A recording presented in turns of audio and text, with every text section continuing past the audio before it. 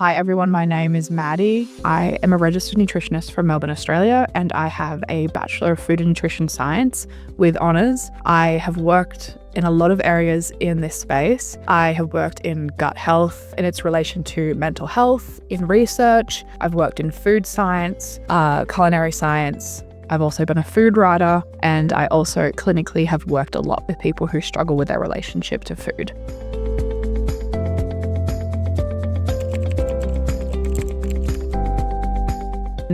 A healthy relationship to food, it is a relationship that's very flexible. It moves with you, with your needs, with your goals. It's not something that makes you feel guilty or ashamed. It's something that, again, can be flexible and it can bend with your life. And it's not something that controls your life. A healthy relationship to food is also one that's social. It's one that is multifaceted, so it will help meet your nutrition needs, your social needs, your emotional needs, and any other needs that you have. Your relationship to food really needs to be able to bend and not break. Some early signs that someone is struggling with their relationship to food would include things like calorie counting, self-deprecating language around their food intake or their body. It could be frequent crash dieting or just dieting in general in a non-sustainable way. It can be comparing your body to other people. It can be as obsessively weighing yourself, or it's essentially anything that can be seen. It can start off as a normal habit, and then there's something about it that becomes quite obsessive, compulsive, and quite rigid. So things like being aware of what you're eating and really ensuring that you're having a lot of variety in your diet can be great. But when it is obsessive and you can't go off your plan or for a meal, or you feel guilty when you are eating not so good foods or unclean foods, those are some really key signs that we look for, and that's when we start to think our relationship to food might need some work.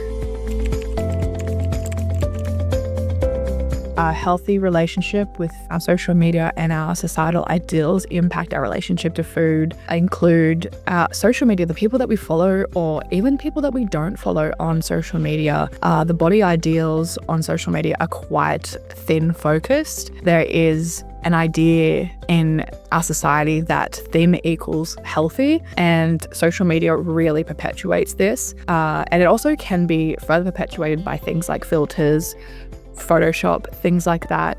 So we have this space that we are in constant comparison of these people that perhaps it's their job to look that way. Perhaps they do have a disordered relationship to food. Perhaps they have a lot more resources, a lot more time, a lot more money to be able to dedicate to these, to their health. And there's not a lot of nuance in that. There's not a lot of transparency. So we really have to be careful and to really think critically about who we're observing on social media, and the societal ideals being so thin focused and really pedestalizing that kind of body. We need to understand why that is the case and why that's not necessarily evidence-based or anything like that. There is a lot of evidence that suggests that health can come in many different shapes and sizes. There's also a lot of things that contribute to what our body looks like. And when we have a space where a certain type of body is put on a pedestal, like a thin body, we assume that if we are a little bit shorter and we have broader hips, or we have a bit of like we have rolls on our stomach, or that we're unhealthy, we're abnormal, or anything like that, when really the ones that are pedestalized, again, we need to think critically about why this is pedestalized, and perhaps that this isn't necessarily something that we need to be striving towards, because we don't actually know anything about that person. We don't know about their relationship to food. We don't know if it's healthy. We don't know their blood work. We don't know what their diet actually looks like. Even if someone is recording what I eat in a day videos, we don't actually know if that's what they're eating every day. We don't even know if that's what they're eating on that day. It is content. It is a performance. It is not necessarily a representation of real life. Emotional eating in our society is demonized, and this is something that's never quite made sense to me, because emotional eating is normal, relatively. If it is our only tool that we use to soothe ourselves emotionally, that's when it becomes problematic. But food in itself is, from birth, we're designed to intertwine our emotions with food. If you think about someone who is breastfed, bottle fed, doesn't matter. You are often in that, like being held by someone that you love, you're building trust with. It becomes an emotional process, and it is something that food encompasses cultural beliefs. It includes family, it includes our friends and community and culture, customs, values, and those are all things that are interconnected with our emotions. So to assume or to perpetuate that emotional eating is inherently bad is really problematic. Again, like I said previously, we want to make sure that we have a variety of tools that we lean on when it comes to our mental health and supporting it, and using food to numb out or to suppress negative emotions, it can become problematic, but it is not something that demonizing ourselves or shaming ourselves is going to fix, nor is restricting ourselves from accessing those foods. So it's really about ensuring that we have a toolbox, a wide variety of things that we can lean on that actually will help us self-soothe, and really putting time to practice those skills, because we can say like meditating helps our emotional health, but it's actually what we do most regularly, what our nervous system is most familiar with, that is actually going to be helpful and soothing. So meditating in itself is not necessarily going to help you unless it's a practice skill. So anything that's in your toolbox should be a practice skill. It should be something that you're familiar with and that you practice regularly in order for it to be something that can be actually soothing. Because when you think of your foods that you enjoy when you're feeling really emotional, they're often foods that you are familiar with. You've had a long-standing experience with them, so you've eaten them for a long time, or they're from your childhood. One of the reasons why emotional eating works well to soothe us is because it's familiar. So ensuring that your habits and your skills around your mental health are also things that you've practiced and embedded into your life is really important. Some of the ways we can cultivate a healthier relationship to food are things like eating when we're hungry and practicing the pause in terms of getting to know when we're actually feeling satisfied and full. There is this idea that we're supposed to eat until we're 80% full. I recommend people work towards feeling satisfied with their food. Eat until you're satisfied. But this is, eating until you're full is a skill. People just think that eating is something that we're born good at. But intuitively eating a healthy relationship to food is something that is practiced, and it is a skill that's cultivated over time. So learning how to acknowledge when you're hungry. Our stomach rumbling, for example, is actually a late sign of hunger. So look for more subtle signs of hunger. So things like your concentration starts to fade, your mood might change, things like that. It really is important to understand what hunger looks like for your body. And eating regularly, eating balanced meals is really important. So protein, carbs, and fat. We're not demonizing any macronutrient anymore. I feel like every macronutrient has been demonized heavily at some point, and fat or carbs and even protein it's in certain ways. So we really want to make sure that we're including all these things. They exist in food in this structure for a reason. There is an abundance of research that shows that a well-balanced diet in all these macronutrients is really important, and there are always severe consequences when we don't eat in that balanced way. Other things include prioritizing your joy, your social life, and your satisfaction when it comes to food. If you have a healthy diet, a quote-unquote healthy diet, but you can't eat out ever, or you can't eat socially, or you can't eat spontaneously, like you can't go just to a random restaurant or have a picnic or something like that with your friends because there's feelings of shame, or you need to track, or you need to track your food and things like that, and you can't go quote unquote off the plan. We really need to practice being more flexible with our food and really incorporating the aspects of health that are tied to joy. We need to enjoy the food that we're eating. Not every meal has to be elaborate and a culinary masterpiece, but our feelings and the associations we have with food are really important for our health. So really prioritizing that joy, eating regularly, trying to unpack where your negative associations with food are coming from. A lot of the time it can be from people that we are around when we grew up. Our beliefs around food are often something that is passed down through generations. So really starting to criticize and think critically about the way that we view food is really important. Approach it with curiosity and not judgment. There is not much that can be done when we approach things with shame and judgment. If we actually want to create long-lasting, sustainable habits, we do need to approach it with curiosity if we want to do anything long-term and in a healthy way. There is this existing idea, if we want to step away from dieting and we want to improve our relationship to food, that means that we no longer care about the foods that we're putting in our body, and we're not necessarily including health in our values when it comes to food. But that's not how it works. More often than not, actually, one of the best ways that we can become healthier is to improve our relationship to food.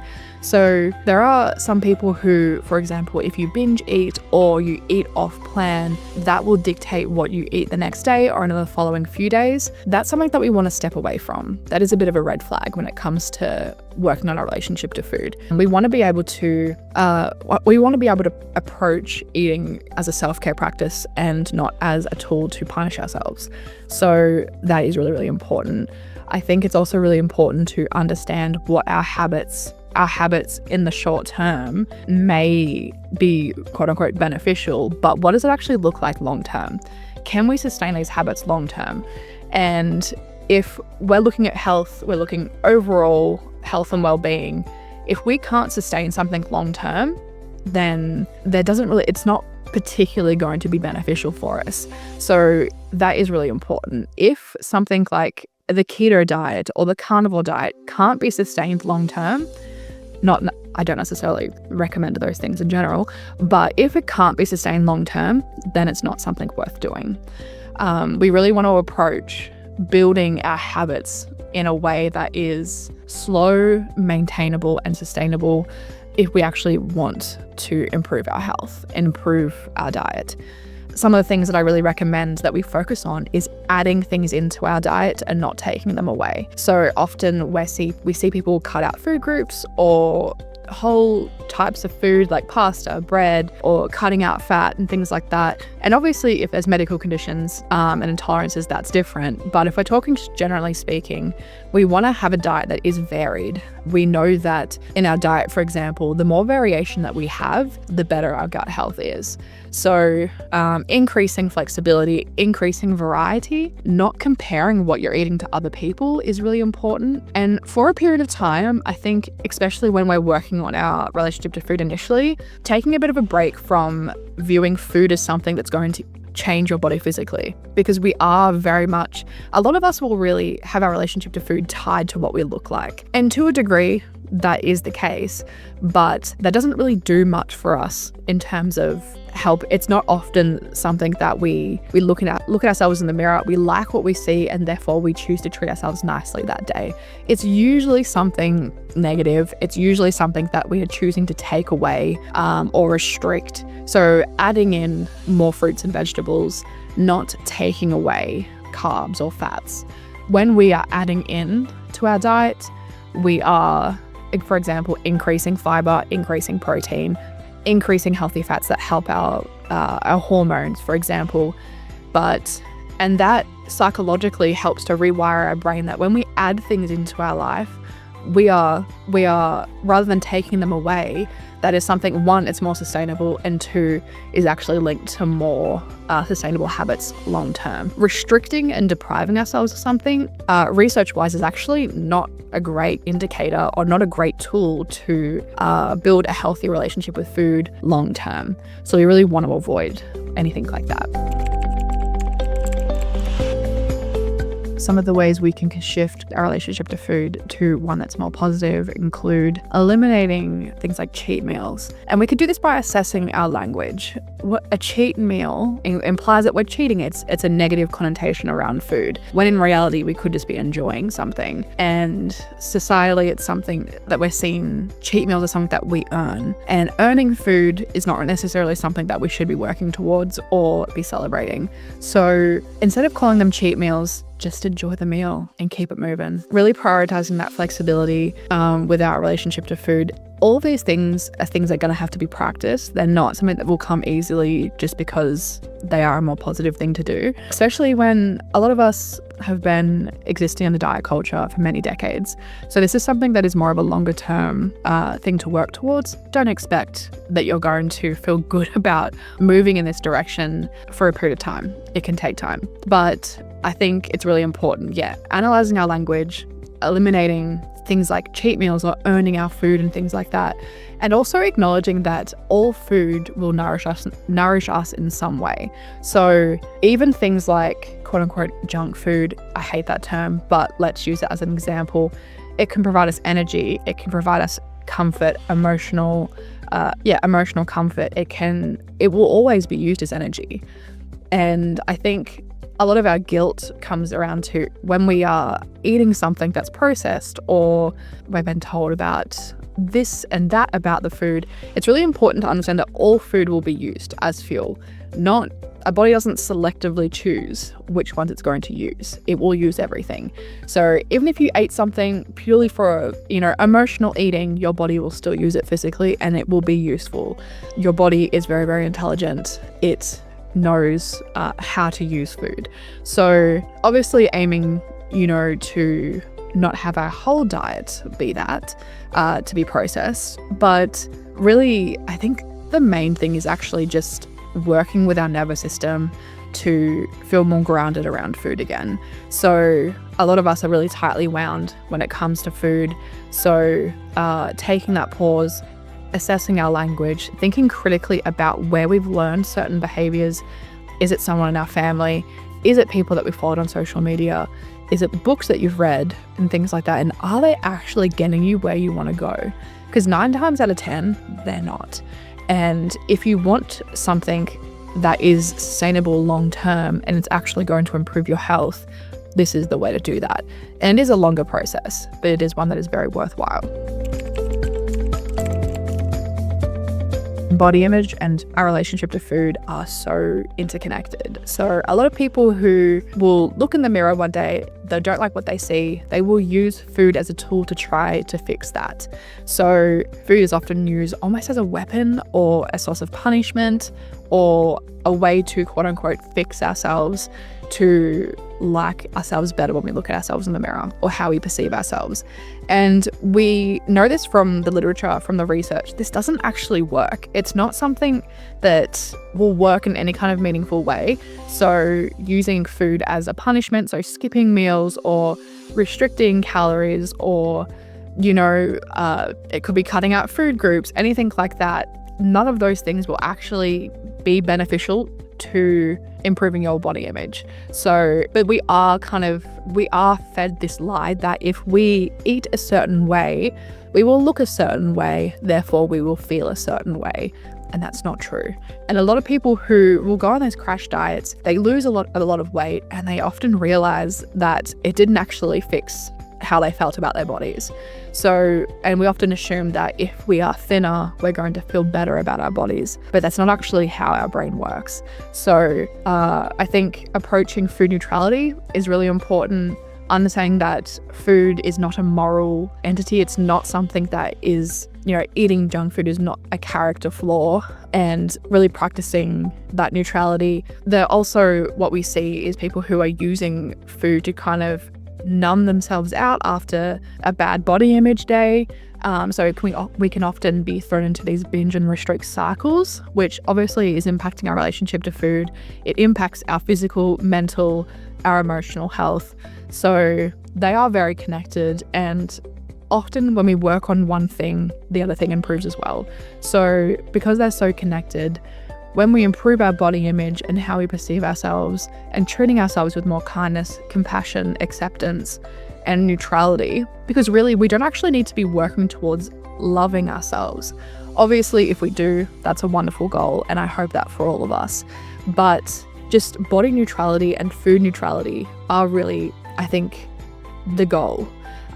So that can be a stepping stone to loving ourselves, but often just accepting that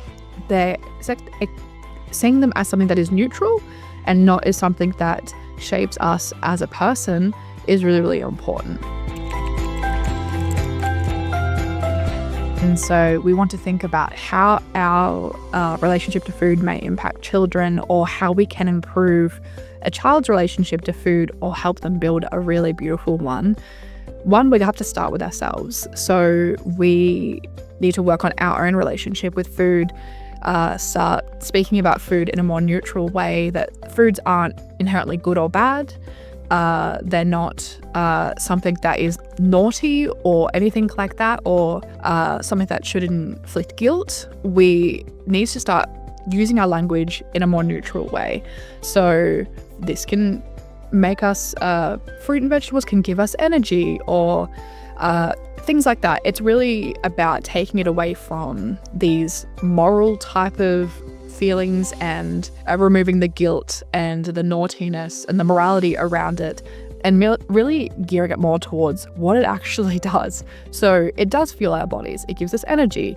It helps us grow strong. It helps us get taller. It helps us run around and things like that. That is really, really important. I think it's also really important to understand how we can create structure for children in terms of food. So we are in charge of providing the food and things like that, but we aren't necessarily the people that should be in charge of saying when someone's had enough.